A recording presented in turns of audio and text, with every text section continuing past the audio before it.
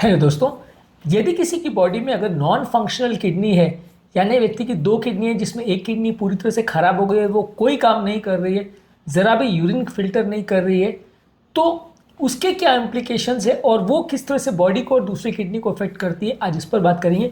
ये एक ignore topic है कि कई बार लोग को ऐसा लगता है कि ये जो नॉन फंक्शनल किडनी है वो शरीर में पड़ी है, कुछ काम नहीं कर रही तो क्या फ़र्क पड़ रहा है, पड़े रहने दो, बॉडी को कोई इफेक्ट तो नहीं कर रही। लेकिन ऐसा नहीं है। वो नॉन फंक्शनल किडनी में भी कुछ अमाउंट में ब्लड जाता है। वो नॉन फंक्शनल किडनी भी कुछ हार्मोन्स और कुछ हद तक ब्लड प्रेशर को और आपके बॉडी में कुछ पैरामीटर्स को इन्फ्लुएंस करती है। ये सारी चीज़ों पर आज हम बात करेंगे। वो नॉन फंक्शनल किडनी आपकी दूसरे किडनी को भी इन्फ्लुएंस कर सकती है। ये चीज़ों को आज हम डिस्कस करेंगे क्योंकि इंपॉर्टेंट इशू है, काफ़ी केस में इग्नोर हो जाता है और कई बार जब एक्चुअल में डॉक्टर इसको रियलाइज़ करते हैं कि वो नॉन फंक्शनल किडनी कुछ प्रॉब्लम्स कर रही है तो उसको सर्जरी करके निकालना भी पड़ता है, खासकर तब जब वो दूसरी किडनी के फंक्शन को और बॉडी के फंक्शन को इम्पेयर करती है। तो आज उस एस्पेक्ट को डिस्कस करेंगे। टॉपिक पर जाने से पहले जो लोग हमारे चैनल पर नए हैं उन्हें रिक्वेस्ट करूँगा कि चैनल को सब्सक्राइब करें, वीडियोस को लाइक करें, शेयर करें, फॉलो करें, कमेंट करें, पूरा देखें।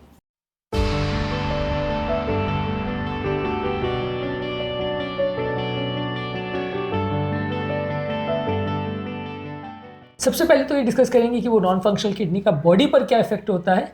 ऑब्वियसली वो किडनी खुद अगर काम नहीं करी तो वेस्ट रिमूवल कंपैरेटिवली कम होगा, फ्लूइड बैलेंस जो बॉडी का मेंटेन करना चाहिए वो कंपैरेटिवली कम होगा, इलेक्ट्रोलाइट बैलेंस जो नॉर्मली किडनी मेंटेन करती है, सोडियम पोटाशियम कैल्शियम ये सब चीज़ों का, वो कॉम्प्रोमाइज़ हो सकता है। तो इसलिए अगर वो किडनी काम नहीं कर रही है तो एक किडनी पर ओवर स्ट्रेस ज़्यादा पड़ेगा। इससे कंपेरेटिवली ओवरऑल दूसरी किडनी के जो फंक्शंस है वो कॉम्प्रोमाइज़ हो सकते हैं। कई बार वो किडनी उतने अच्छे से काम ना कर पाए जितने दोनों किडनी मिलके करते हैं, तो इससे ओवरऑल बॉडी पर फर्क पड़ेगा, टॉक्सिन्स एक्यूमुलेशन ज़्यादा होगा। इसके अलावा सबसे इंपॉर्टेंट जो इफेक्ट आता है कि वो नॉन फंक्शनल किडनी भी कई बार कुछ इस तरह के हार्मोन्स और इस तरह के पदार्थ बनाती है जिससे कि बॉडी को डैमेज होता है, ब्लड प्रेशर खासकर बढ़ जाता है। ये बड़ा इंपॉर्टेंट इशू है क्योंकि वो नॉन फंक्शनल किडनी कई बार ऐसे हार्मोन्स बनाती है, रेनिन वगैरह खासकर, जो कि आपका बीपी बढ़ाते हैं, जिसकी वजह से वो ब्लड प्रेशर आपके हार्ट को और आपकी किडनी को डैमेज करता है, जिससे कि आपको ओवरऑल लॉन्ग टर्म प्रॉब्लम बढ़ती है और दूसरी किडनी का डैमेज होने का चांस बढ़ जाता है। ये इंपॉर्टेंट कारण है, इसकी वजह से कई बार वो नॉन फंक्शनल किडनी को निकालना भी पड़ता है सर्जरी करके अलग से, उसको छोड़ा नहीं जा सकता अपनी जगह पे। तो ये सबसे इंपॉर्टेंट इशू है जिसकी वजह से वो नॉन फंक्शनल किडनी परेशान करती है। इसके अलावा वो किडनी जो है अगर काम नहीं कर रही है तो बॉडी में हीमोग्लोबिन बनना कंपेरेटिवली कम होगा, एरिथ्रोपोइटिन नहीं बनेगा इसलिए। इसके अलावा बॉडी में जो हड्डियों की हेल्थ है वो कॉम्प्रोमाइज़ हो जाएगी क्योंकि कैल्शियम, मैग्नीशियम, फॉस्फोरस ये जो इंपॉर्टेंट चीज़ें आपकी हड्डियों की हेल्थ के लिए ज़रूरी है वो कंपेरेटिवली कॉम्प्रोमाइज़ हो जाते हैं जब एक ही किडनी काम कर रही है और बॉडी में ख़राब टॉक्सिन्स, खासकर यूरिया और क्रिएटिनिन और बाकी सारे जो toxin normally kidney filter out करती है वो ब्लड में बढ़ने लगेगा और ये ब्लड को और बॉडी को, ब्रेन को, सब चीज़ों को अफेक्ट करेगा, जिसको यूरेमिया बोलते हैं। ये ज़्यादा होगा अगर एक ही किडनी काम कर रही है तो।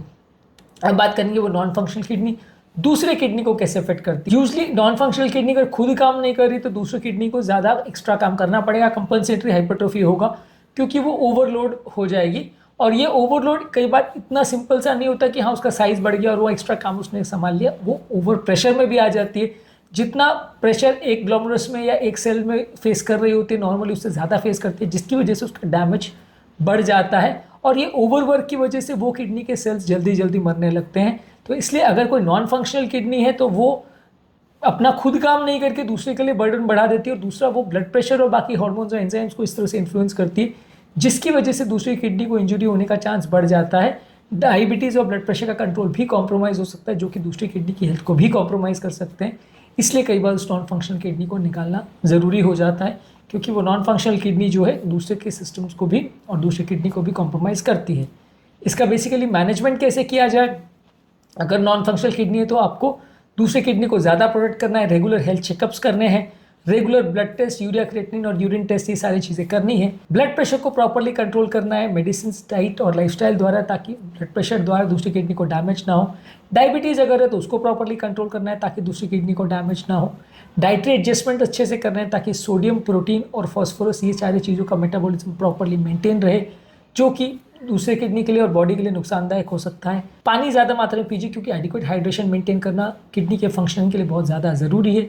इसके अलावा कोई भी नेफ्रोटॉक्सिक मेडिसिन जो दोनों किडनी को डैमेज कर सकती है, खासकर कुछ एमिनोग्लाइकोसाइड एंटीबायोटिक्स या कुछ पेन किलर्स, इनको अवॉइड करिए। और इसके अलावा बॉडी वेट प्रॉपर मेंटेन करिए, रेगुलर एक्सरसाइज करिए, स्मोकिंग, अल्कोहल, टोबैको, च्युइंग ये सब अवॉइड करिए। ये सारी की चीज़ें आपकी दूसरी किडनी को प्रोटेक्ट करने में मदद करेंगी। और अगर वो किडनी बहुत ज़्यादा हार्मोन्स ऐसे बना रही है जो कि किडनी को डैमेज कर सकती है दूसरे, तो सर्जरी करके उस किडनी को निकालना आवश्यक है। एक अलग वीडियो में नॉन फंक्शनल किडनी को निकालने के क्या रीजंस होते हैं और उसको कब निकालना चाहिए, कब नहीं निकालना चाहिए, वो सारी चीज़ों पर हम बात करेंगे। वो एक सेपरेट टॉपिक है, एक बड़ा टॉपिक है, इसलिए एक अलग वीडियो उस पर हम करेंगे। टॉपिक को एंड करने से पहले जो लोग हमारे चैनल पर नए हैं उन्हें रिक्वेस्ट करूँगा कि चैनल को सब्सक्राइब करें, वीडियोज़ को लाइक करें, शेयर करें, फॉलो करें, कमेंट करें, पूरा दिन।